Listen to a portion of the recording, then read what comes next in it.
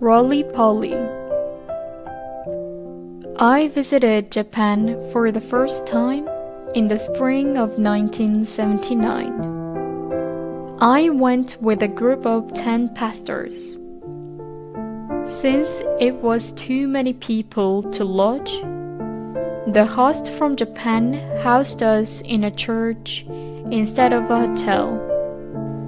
We all spent our first night in a tatami-floored room located on the second floor of the church.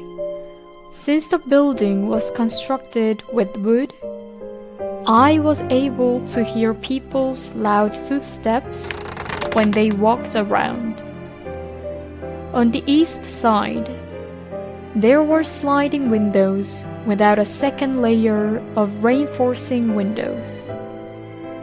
Thankfully, the windows fit perfectly without any cracks, so it was overall quiet.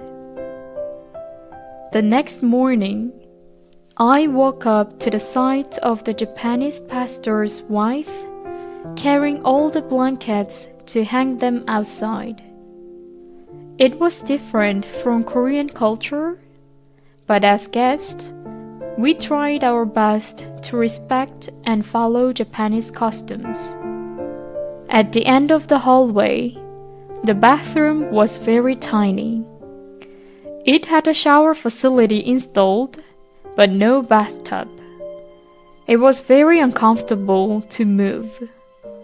All the more, it was inconvenient to crouch and take a shower by pouring water on myself with a washball. After taking a shower, I had to cover the pot of hot water with a large board in order to prevent it from cooling down. If I were in Korea, then I would be able to use as much water as I wanted in a spacious bathroom. But being in this environment, a small bathroom and a poor shower facility, I was embarrassed to even use water. I was already getting nervous to encounter Japan. Breakfast was prepared in the church cafeteria. I was surprised to find a tiny side dish plates. Compared to Korean side dish plates, they were just 1/4 size. It was even more shocking to find such a small portion of food in each plate. It was just a few stir-fried sweet anchovies, pressed dried seaweed that was cut in 4-centimeter squares, and about 2 spoons of rice. Next day, our team separated ourselves into 3 groups to be housed by Japanese church members. The place where I lodged was a traditional Japanese house. The house was designed to utilize all the small and narrow spaces from the entrance door. They even used this small hidden space near the front door by planting juniper and bamboo trees. As soon as I entered the house, I felt that the house was very cramped. If I didn't put away my shoes on the shoe shelf, then no space would exist for another person to stand by the entrance door. The living room that was also used as a study had piles of papers collected for years. Although it felt crowded, they were organized and neatly piled up. I was also surprised by the small size of the living room compared to my living room back home. As expected, I had to switch house sleepers to another set of sleepers to use the bathroom. Moving around in a 1 square meter space felt as though I was dancing around. We all gathered to sit and fellowship in the small living room. The house owner who hosted us was a retired school teacher. He gave a Japanese bow to apologize for the horrifying and unfair mistreatment of Koreans by Japanese citizens in the past. He also expressed appreciation by saying that Koreans had patience and generosity. He was a petite gentleman with eyeglasses. His dark and long eyebrows seemed like eagle's wings. He seemed familiar. His suit was neatly worn, but his sleeves were old and torn up. He lived with 2 sons, one a schoolteacher and the other an employee at a company. When the sons came back home from work, they knelt down to give a traditional Japanese bow to pay respects to the guests. I was touched by their sincerity. My team and I spent the night at their house. I recalled my memories to figure out whom the owner resembled. I suddenly remembered the first teacher I met when I began to attend elementary school. His eyebrows were dark and long as well. I couldn't remember his age, but his petite image and the dark eyebrows surely made a lasting impression. When the first semester of the first grade ended, the drills for an air raid shelter escape began. We were told to cover our eyes and lie flat on the ground when the aircraft B-29 ascends into the clouds. During those times, the citizens were commanded to bring a piece of iron as a required quota by the government. Now that I think about it, Japan was exhausted from numerous wars, such as the Pacific War, the Greater East Asia War, and more afterward.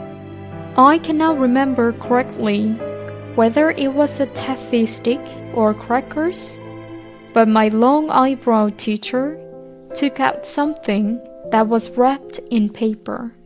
Then he gathered all the first grade students and asked this question: "Do you know what this is?" You would never forget it if you tasted it once. The students didn't know what it was, but sweet saliva flooded their mouth. Then he took out a roly-poly toy from another pocket and placed it on a table.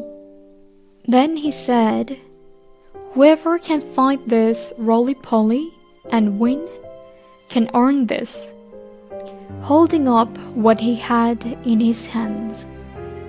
When we were enrolled in the school, we were tested for our Japanese conversational skills.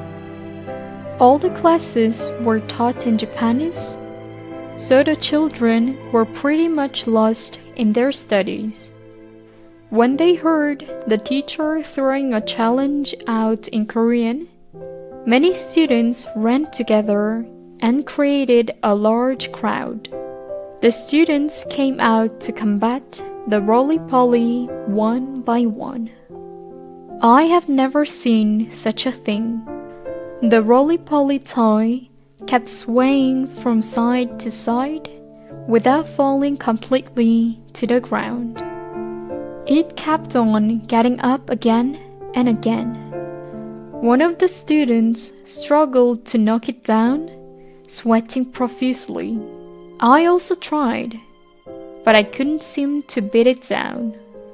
By then, we all knew that the prize was far from our grasp. Every student had struggled with the toy, but no one could succeed. All had failed, and only the roly-poly toy was standing in victory like a champion on top of the teacher's table. At that very moment, the teacher held the roly-poly in his hand. I'm sure everyone thought the same as I did. The teacher already knew no one would win. The teacher put the roly-poly down on the table again and said, "This roly-poly toy represents Japan." The place became quiet. He continued as he put the prize back in his pocket. No country can defeat Japan. Even if Japan falls, it will stand on its feet again. Few days later, the Japanese Emperor surrendered, and the Second World War had ended. I'm not too sure if the teacher had returned to Japan, but I didn't get to see him again. Suddenly, my mind flashed back to the image of the teacher that uttered such dreadful statements. I quickly awoke from my sleep, back to myself in the Japanese room. After this occasion, I continued to visit Japan annually for about 20 years. Every time, I can't help but to revere Japanese people who exclude themselves from wasteful life and vanity. Seeing them knowing their place and having the mindset that respect order is admirable. Perhaps that is why no country can conquer Japan. Is Japan really a roly-poly?